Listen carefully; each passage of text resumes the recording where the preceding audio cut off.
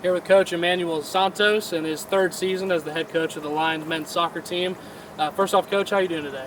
Doing good. Excited about preseason and just dealing with day by day and getting ready for, 2 weeks from today, our first game of the season, so excited.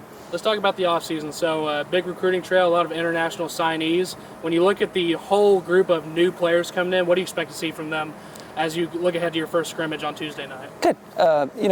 It's kind of similar to our last class last year. Big group, a lot of internationals, domestics as well. Kind of that mix. We've had that kind of cultural mix within our program, which is it's been good over the years, and I think especially last year was very good.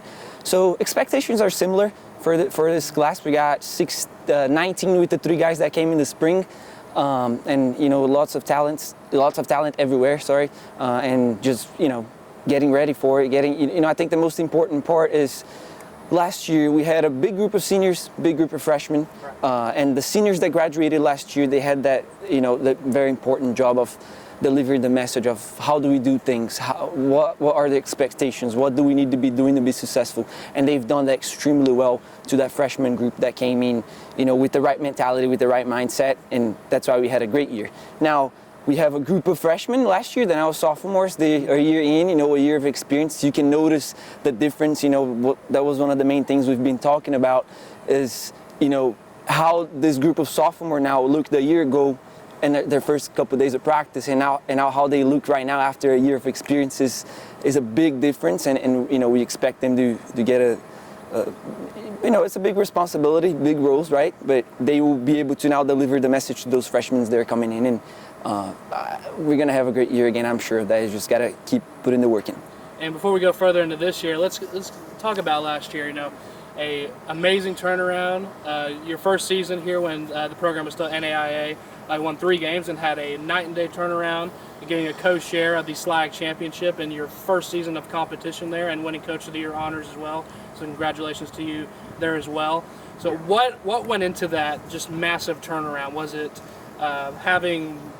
was it just the group of guys you had and the message and your leadership? What was the main thing that led to that 8-game turnaround? Yeah, I think there's a couple things that we can mention about that kind of turnaround, right? Obviously, we're now towards our last year for exploratory 3 seasons that we have with NCAA. We're going to be able to compete for postseason in 25, and we're very excited about that. But that started right on my first year in 2022. So there is a little bit, every time you have any sort of transition at this level, you kind of have a little bit of time that, things are not going to go how you expect, right? I think 22 we had a great year in terms of like how things were handled. The results never came on the field, and then we had a huge class graduating, and in 23 we were kind of able to click the reset button a little bit. We had good expectations for last year, and we kind of like went over it, right? And now the expectations are higher and higher, but yeah, I think it all has to do with the transition, right? It's a process, and we're now getting towards the end of that process, and on a good side, and it's good, it's exciting, and every day I wake up, and I tell my boys this, I wake up thinking about 25 is when we are going to be able to go postseason, and is when, how far can we go? How can we win our tournament? Can we get to the national tournament? How far can we get in the national tournament? I think we have the mindsets here, the talents here, the attitude, the discipline, and that's what we're going to work towards for sure.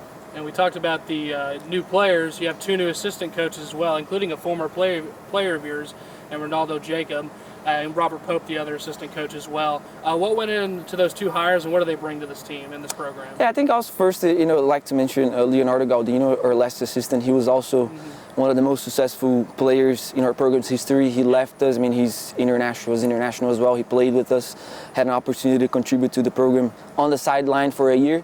He's back home now, and we would like to wish him the best of luck for his future endeavors, obviously. And very happy with the 2, with my 2 partners. It's Pope brings in, the mindset, the hard work, the knowledge, and Ronaldo obviously was just here, Defensive Player of the Year at the SLAG in the fall 23. So just a positive example, right? A very positive example to be followed. And I've told them both, I think we have something really good together. And yeah, I mean, the boys are very excited for having them as well, and yeah, I mean, we have a larger group this year, so having Ronaldo around as well definitely helps. And I just think we're all going to be able to contribute to each other, and at the end of the day, he's going to reflect on the kids and how good they're performing. So happy about that for sure. And going into last season, it was your first season in SLAC play, so a lot of your opponents in conference play, or if not all of them, were brand new. And now that you've had a year, you played them, and now you kind of know what to expect, what those teams bring.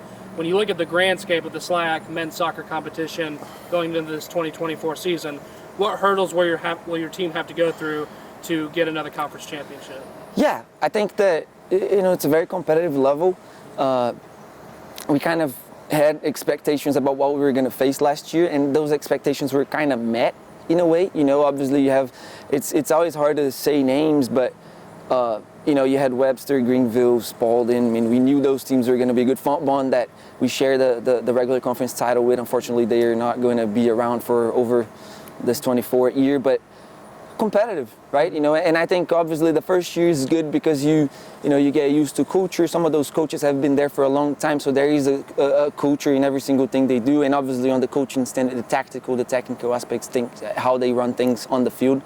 It gives us a better idea to prepare better for those games now. And I think last year was already pretty good, right? So again, the expectation now is still high, and with the plus of knowing a little bit more the landscape, as you said. So yeah, just excited to get going. I mean, I can't wait.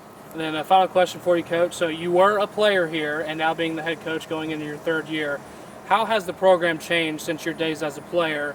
And what were your goals of leaving your mark as a coach and leading this program to the way you wanted it to go? And just what does the Lyon program mean to you? I mean, it's always a good one for me to speak about because I came to Batesville, came to Lyon in August of 2018. So we're going into my 7th straight year here. I was a junior transfer, played here for 2 years under the previous coaching staff. Then I graduated and I became part of the coaching staff, like what Ronaldo's doing right now, for example. And I think for me, when I did become a head coach, my big responsibility was just to make that transition as smooth as possible and also carrying the success that the program had over the past years, right? So there's obviously, every coach like to do some things on their own and they have their own ideas, but I think overall we were able to kind of carry a little bit of, culturally, socially, recruiting wise as well, where we bring players from and things like that from those past years, and I think just adapting to the new environment, right? D3 and new expectations from our school in general. Like we need the students to perform on the field. Yeah, that's very important for me as a coach, but I think at the end of the day, we're a school, right? So they need to do well in the classroom, and that's what we emphasize a lot as well. So yeah, it's very important for me. I love this place. I love my program, and before anything else, before anyone else, I want my program to succeed. So yeah, we're doing well and we're excited for the time ahead.